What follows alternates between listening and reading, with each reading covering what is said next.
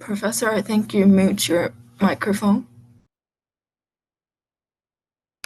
Okay. All right. Hey, I think it's time for us to move on to our next presentation, Wendy. So, Wendy, you can get started. Okay. Before the presentation, I want to say sorry that because I'm sick and I'm having a fever now, so I may cough a little bit because I can't control myself. But I'll try my best to stop coughing. Okay. So my topic is the comparison of textbook teaching instructions and storytelling instructions in vocabulary acquisition. And this is my table of content. I'll go through introduction, literature review, significance, and research gap, research questions, methodology, and preliminary findings. And I'll start with introduction first. So first, let's define what's storytelling according to previous research. The first one, storytelling is one of the oldest forms of human communication and could be used in diverse aspects. And the other research also suggests that storytelling is a process where a teller uses a narrative structure, vocalization, and dramatic and mental imagery to communicate with an audience. And in another research in 2010 also defines that storytelling is as the use of voice, facial expression, gesture, eye contact, and interaction to connect a tale with listeners.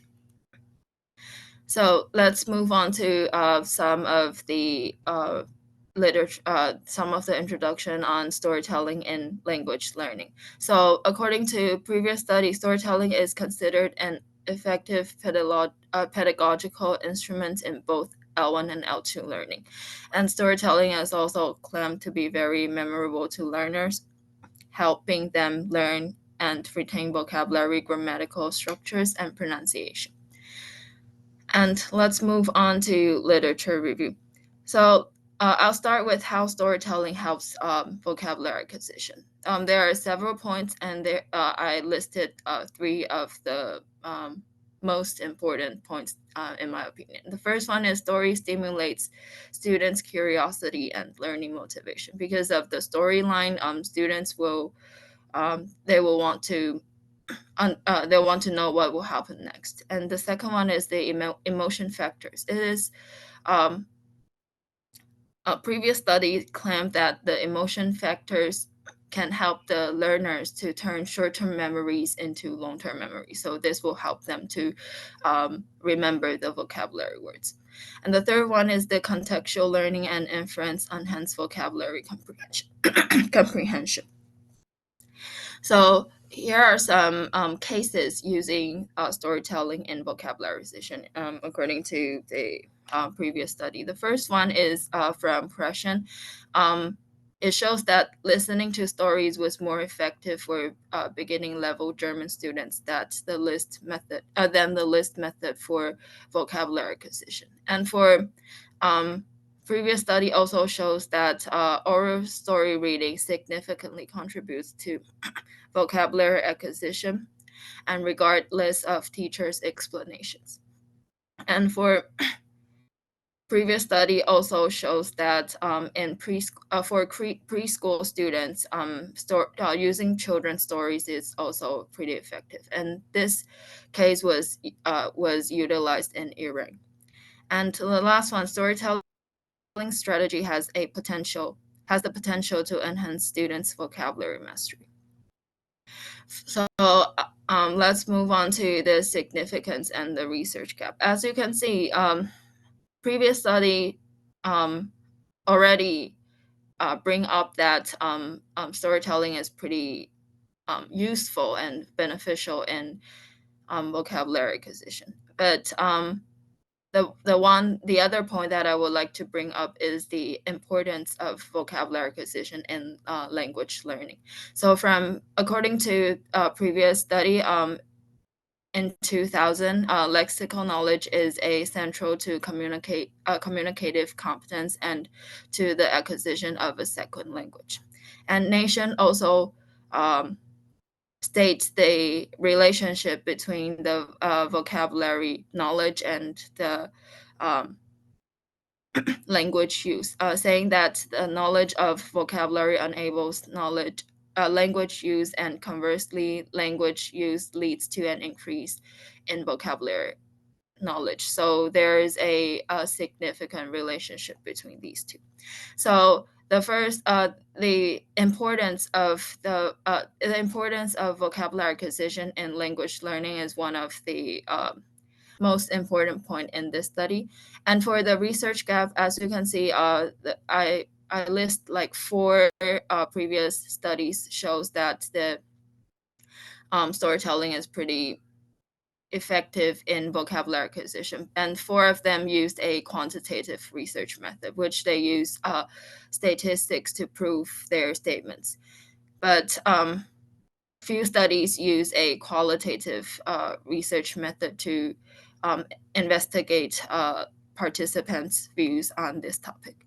And there's also like a few studies on the comparison between textbook and stories. So for the research questions, the first one would be the students' perceptions after learning vocabulary words through textbook instructions and storytelling instructions. And the second one will be teachers' perceptions after teaching vocabulary words through the 2 materials. So for the methodology, for the instrument, I use a semi-structured interview. The reason for me using semi-structured interview was because the semi-structured interview is more powerful than other types of interview for qualitative research, because it allows researchers to acquire in-depth information and evidence from interviewees while considering the focus of the study. And for the participant, I invited 2 participants. The first one is she's Sienna, and she's 9 years old, and she's a girl. And she started learning English since kindergarten. So because she was like she was immersed in an English environment for a long time, so she was able to answer the questions in English, although it may not be that solid, but basically she can understand my question and answer it in English. And she learned vocabulary words with both textbooks and stories. And my second participants were Kelly. She's 25 years old, and she's a female, and she's basically Sienna's teacher who used textbook and stories in class. And although she's young, but she has been teaching English for like about 3 years, so she has some experience in teaching. So that's the reason for me choosing these 2 as my participants. For the interview questions were generated based on the previous study, which discussed the factors that influence the acquisition of vocabulary by young learners. And according to this literature review, there were several factors that affect students' vocabulary acquisition for young learners. And there are about like 6, but among the 6, I choose 3 of the factors, which were learning style, instructions, and motivation. So the interview questions were sorted into 3 parts, and these 3 were the themes for the different parts of the interview questions. So here are some interview questions that I generate. Before I go into the 3 sections of my interview question, I ask a general question to understand their background of English learning. And I move on to learning style. And instruction is actually their thoughts and feelings on the 2 instructions used in class. And motivation is something that how the 2 instructions motivates them in English learning. And for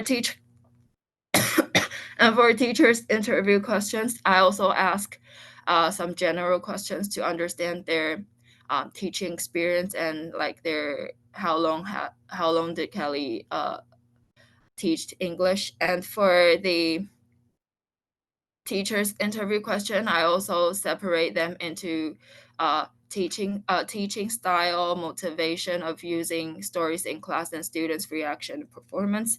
And I actually modified these questions according to the students' interview questions. I just changed it to a teacher's perspective. And for data collection, the students' interview was conducted on December 4th, and the teacher's interview was conducted on December 6th. And because due to the time limitation, I just went through the interview as fast as I can. So the duration for the interview was 20 minutes each. And the interview questions was sent before the interview. And for the students part, I sent it to their parents to ask for permission. And I also did audio recordings with permission. For data analysis, I generate transcriptions, and then I did. There were like 4 steps, which at first I read through the transcripts to generate the codes, and I reread the codes and delete the unnecessary parts or highlight the important parts. And the third stage, I generate themes, and then I come up with the conclusion. And here are some examples. So the words on the left-hand side is the transcription, which is what the student or the teacher said during the interview, and I generate the codes based on the transcript, and I underlined some of the important points that I generate the codes based on the parts that I underlined, and the themes were generated based on the codes. And for my preliminary findings, for the students' interview part, I found that when I asked them about learning style, it was highly related to the influence of schooling and other habits. For example, the way that their teachers in school teaches, or the other habits they have at home. For example, they read with their mom, that influence their learning style. And for their views on instructions, I found that it was highly related to the characteristics of storytelling. For example, facial expression, emotions factors, and gestures or repetition, and storyline as well. And for the motivation, it was related to the content of the story and teaching style.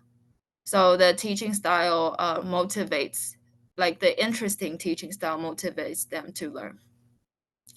And for the teacher's interview, I found that the teaching style, like their the teacher's general teaching style, was highly related to school regulations, because they get the materials such as textbooks from school, and that will be the only materials that they can use in class. And for the motivation of using stories in class, it was actually based on the students' learning outcomes. The teacher make changes on their teaching and also their materials based on students' learning outcomes. And for a student's reaction, it was related to class performance, such as their students' participation in class and concentration in class. And for students' performance, I found that it was the same, that characteristic of storytelling, such as facial expression, gestures, and voice and emotions affect students' performance in class. So this is the end of my presentation. Thank you. Okay, thank you very much. Okay, Wendy. So let's go. And then the rest of the class, please come back by 10:59 for our next presentation.